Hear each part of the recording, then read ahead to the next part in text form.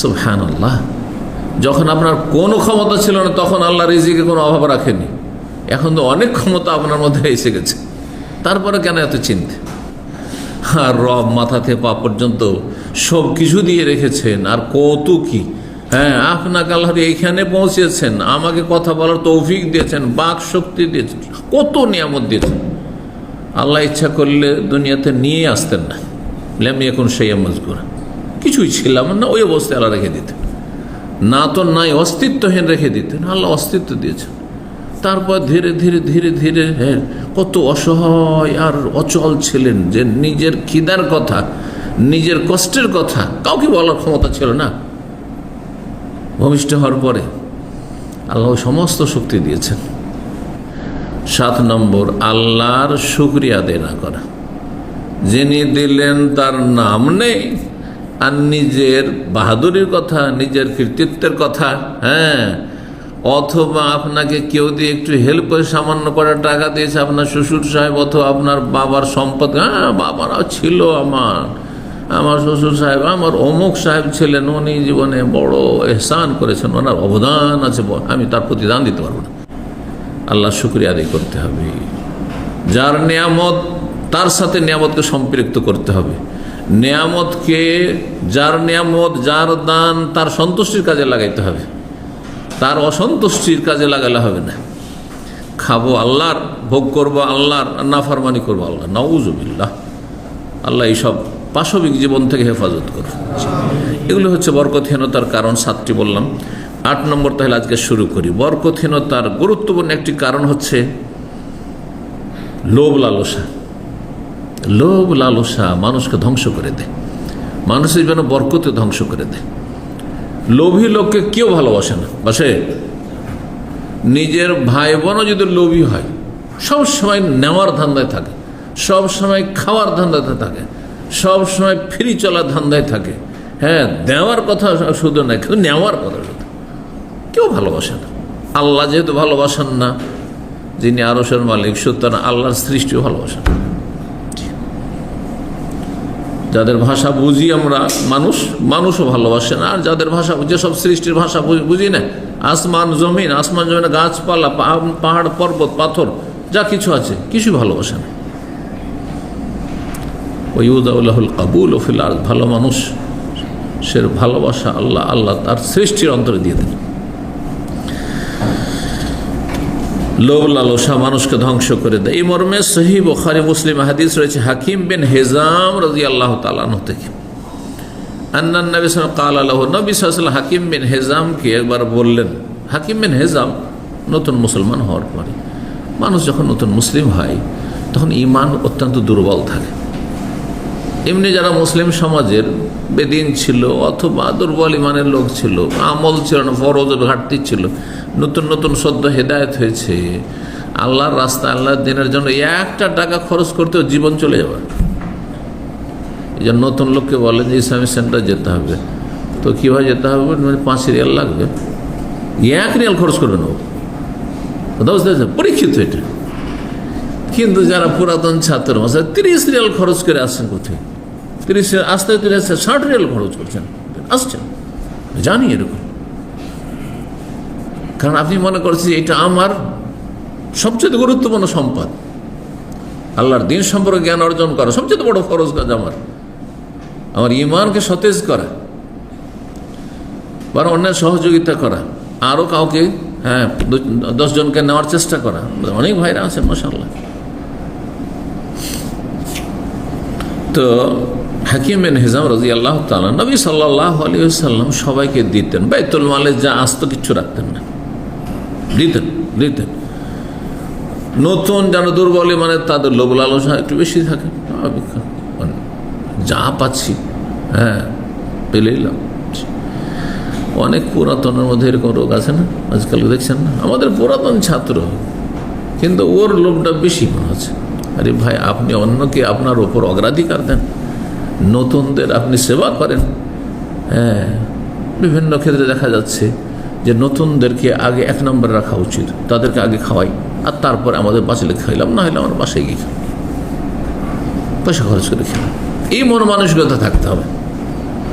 এর বিপরীত যদি থাকে আগে আমি তারপরে অন্য কেউ, এটা লোভীকে কেউ ভালোবাসে না। রাসূলুল্লাহ সাল্লাল্লাহু আলাইহি ওয়াসাল্লাম হাকিমকে বারবার দিচ্ছেন, আবার আসছে, বারবার দিচ্ছেন, হ্যাঁ বারবার আসে, এই আশা নিয়ে ঘুরফির করে।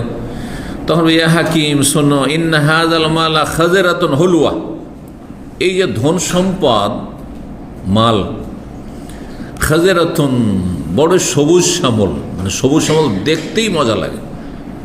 মানুষ এসব দেশগুলোতে কেন যাওয়ার জন্য পাগল? যাদের দুটো পয়সা আছে, সুইজারল্যান্ডে যাবো, স্কটল্যান্ডে যাবো, তো অমুক জায়গায় এত সুন্দর, এত সুন্দর, এখানে তো শুধু বালি আর পাহাড়, একটা ঘাসও পর্যন্ত নেই, গাছও নেই, তাই না? কত সুন্দর দৃশ্য। লক্ষ লক্ষ টাকা মানুষ খরচ, লক্ষ লক্ষ ডলার খরচ করছে মানুষ, একটা ট্যুরে মানুষ কত যে খরচ করছে। এদের জীবনযাপন সম্পর্কে শুনলে অবাক হবেন আপনি। যদি আমি না কিছু শুনতাম তাহলে আমি হয়তো বিশ্বাসই করতাম না এই জগৎ সম্পর্কে, কারণ এইটা আমার প্র্যাকটিক্যাল জগৎ নয় সেই জন্য।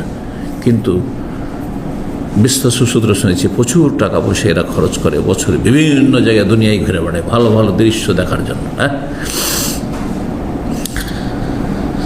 তো এই ধন সম্পদ বড় সবুজ শ্যামল, বড় আকর্ষণীয়। খাজে হলুয়াতন, আর খুব মিষ্টি, পয়সাতে এত স্বাদ আছে সুবহানাল্লাহ, যে মানুষের প্রকৃতিতে পয়সার লোভ লালসা রাখা আছে, কিন্তু ওটা যত বড় হয় আর যত ঈমান দুর্বল হয়, যত আল্লাহর সাথে সম্পর্ক কমজোর হয়, তত বেশি লোভ লালসা আরও বেড়ে যায়, মরিয়ে হয়ে উঠে তখন পয়সার জন্য। ছোট বাচ্চা, 1 বছর 2 বছর বাচ্চাকে পরীক্ষা করে দেন, একটা টাকা ধরবেন, এর উপরে ছ মেরে নিয়ে নেব, অথচ বুঝে না যে এটা কয় টাকা, 1 টাকা না 5 টাকা, কিছু বুঝে না, ঠিক কিনা? হ্যাঁ, এটা দিয়ে কী হবে তাও বুঝে না। আমাদের ইসলামিক সেন্টারে ফ্যামিলি প্রোগ্রাম হয়, একটা মেয়ে, ছোট্ট মেয়ে, 8-10 বছরের, ওর বাবার মানি ব্যাগে 500 রিয়াল পেয়েছে। আসলে পুরান সেন্টারের ঘটনা। 500 রিয়াল নিয়ে পাগল হয়ে গেছে, টাকা নিয়ে 500 রিয়াল নিয়ে, এই যে তখন সিটি ফ্লাওয়ার নতুন খুলেছিল, একেবারে নতুন ছিল, তো যারা পুরাতন ছাত্র তারা তো ঢুকে গেছে, আর তারপরে অনেক কিছু কিনে নিয়েছে। 500 টাকা ভাঙে ওর কাছ থেকে যা নেওয়ার, 100 কিনেছে, যা ছিল তার সাথে সাথীর সঙ্গে সবাইকে দিয়েছে, গিফট দিয়েছে, আর তারপরে বাকি টাকা পকেটে ভরা আছে। টাকা খুঁজছে, টাকা কম কেন, কী ব্যাপার কী ব্যাপার? তখন সন্দেহ হয়েছে, জিজ্ঞেস করছে, যেহেতু আমাদের সেন্টারে প্রতিবেশী ছিল ওই ফ্যামিলি, ধরা খেলো, দেখি টাকা কি করে এলে, ওই এখানে কিনে নিয়ে এসছি, আর কিছু আছে, টাকা বাকি টাকাটা দেখাচ্ছে। চিন্তা করেন কত লোক পয়সার। তো মানুষের যখন প্রয়োজনের অনুভূতি হয় যে আমার টাকার প্রয়োজন আছে, এখন আমাকে বিয়ে করতে হবে, তো আমাকে এখন পেট চালাইতে হবে, তো আমাকে এখন সংসার চালাইতে হবে, আমার স্ত্রী আছে, তো আমার ছেলে মেয়ে আছে, আবার ছেলে মেয়েকে লেখাপড়া করাইতে হবে, মানুষ করতে হবে, যেমন আপনাদের অবস্থা, তখন আর লোভ সামলাতে পারেন না। যত যার ঈমান দুর্বল, হ্যাঁ, যত যে দুনিয়ামুখী, আখেরাত বিমুখ, আখেরাত নিয়ে অত ফিকির নেই, তত বেশি লোভী, বাস্তব সত্য। খলিকাল ইনসানু হালুয়া, আল্লাহ বলছেন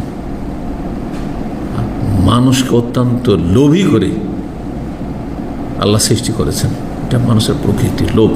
এটাকে সংযত করতে হয় আপনার ঈমান দিয়ে, তাকওয়া দিয়ে, আর জুহুদ দিয়ে, দুনিয়া বিমুখতা দিয়ে, আখিরাতমুখী হওয়া দিয়ে।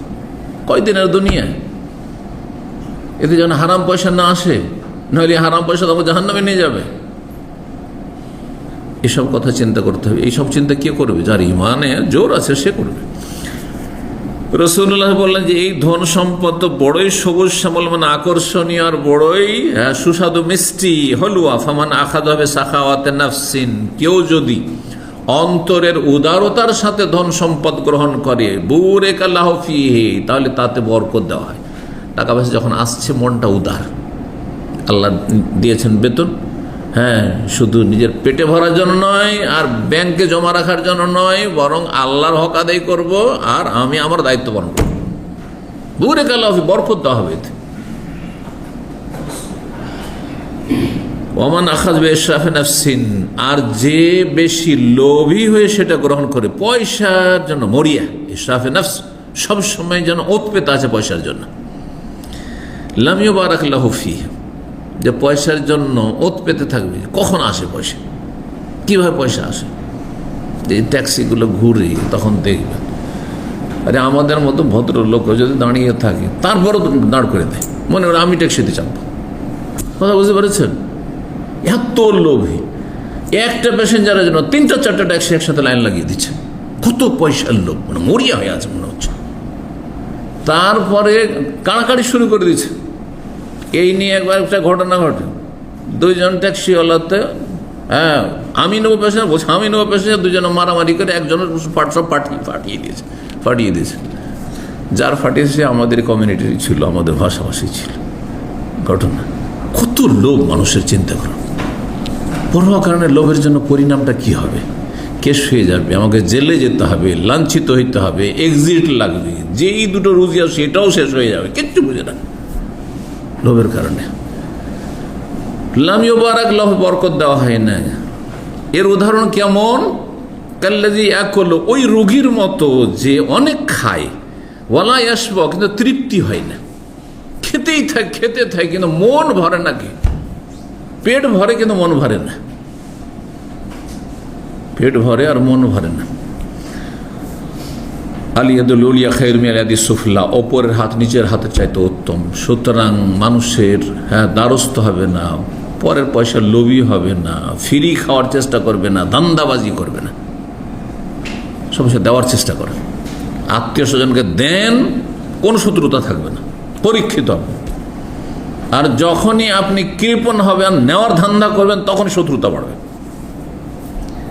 মানুষের শত্রুতা যে কমাইতে চান, হিংসা কমাতে চান, বিদ্বেষ কমাতে চান, আত্মীয় স্বজনদের, গ্রামবাসীর, প্রতিবেশীর, বিশেষ করে গ্রাম অঞ্চলে খুবই সংকীর্ণতা আছে, হিংসা খুব বেশি রয়েছে, শত্রুতা খুব বেশি আছে। ঈর্ষা, বিদেশ থেকে যাচ্ছেন, আপনার ল্যাগেজ স্টাডি করা হয়ে গেছে, এরে কয়টা নিয়ে এসছে, আরে কত কি যে নিয়ে এসছে, গায়ের জালে ঘুম হারাম হয়ে গেছে। বুঝতে পেরেছেন? ওপরের হাত নিচের হাতের চাইতে উত্তম। আপনি দেন, আপনি শ্রেষ্ঠত্ব লাভ করেন রবের কাছে, দুনিয়াতে আপনি ভালো থাকবেন। খারাপ লোকও ভালোবাসবো, কারণ আপনার কাছ থেকে দুটো খেতে পাই, খাওয়াইতে হয় না আপনাকে।